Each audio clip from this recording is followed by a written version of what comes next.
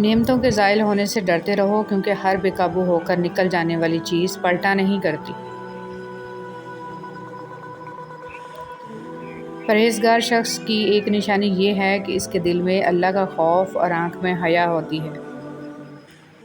حضرت علی رضی اللہ تعالیٰ عنہ نے فرمایا، کھڑے کھڑے کنگھا کرنے سے پریشانی اور افلاس ہوتا ہے۔ حضرت عائشہ رضی اللہ تعالیٰ عنہ بیان کرتی ہیں کہ نبی کریم صلی اللہ علیہ وسلم اس قدر ٹھہر ٹھہر کر باتیں کرتے کہ اگر کوئی شخص آپ صلی اللہ علیہ وسلم کے الفاظ گن لینا چاہتا تو گن سکتا تھا۔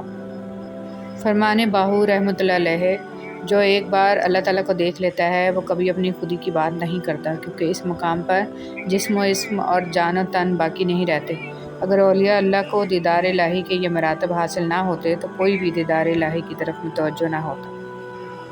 حضرت علی رضی اللہ تعالیٰ عنہ فرماتے ہیں، جس دنیا میں تمہیں ہمیشہ نہیں رہنا، اس سے وہ چیزیں لے لو جو تمہارے لیے ہمیشہ باقی رہنے والی ہیں۔ وہ کھڑکی بند کر دیں جو آپ کو تکلیف دیتی ہے، چاہے اس پار کا منظر کتنا ہی حسین کیوں نہ ہو۔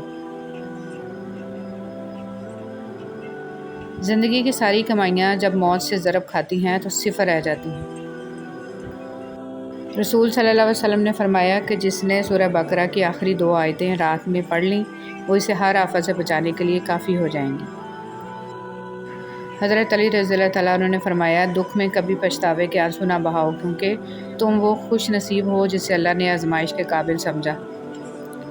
حضرت علی رضی اللہ تعالیٰ عنہ نے فرمایا، رشتوں کو جوڑے رکھنے کے لیے کبھی اندھا، کبھی بہرا تو کبھی گونگا ہونا پڑتا ہے۔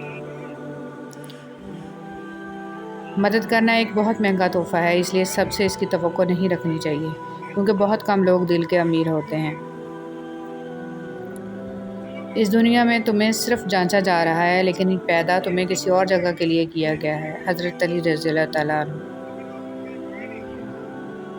تم جو خواب دیکھتے ہو اس کی تعبیر تمہاری دعائیں لکھتی ہیں، تمہارے ہاتھوں کا اللہ کے روبرو اٹھنا تمہارا نصیب بدل دیتا ہے۔ حضرت علی رضی اللہ تعالیٰ عنہ۔ غم اور مشکلات صرف اللہ کو بتایا کرو، اس یقین کے ساتھ کہ وہ تمہیں جواب بھی دے گا اور تمہاری تکلیف بھی دور کرے گا۔ حضرت علی رضی اللہ تعالیٰ عنہ۔ حضرت علی رضی اللہ تعالیٰ عنہ نے فرمایا، جو دو گے وہی لوٹ کے آئے گا، چاہے عزت ہو یا دھوکہ۔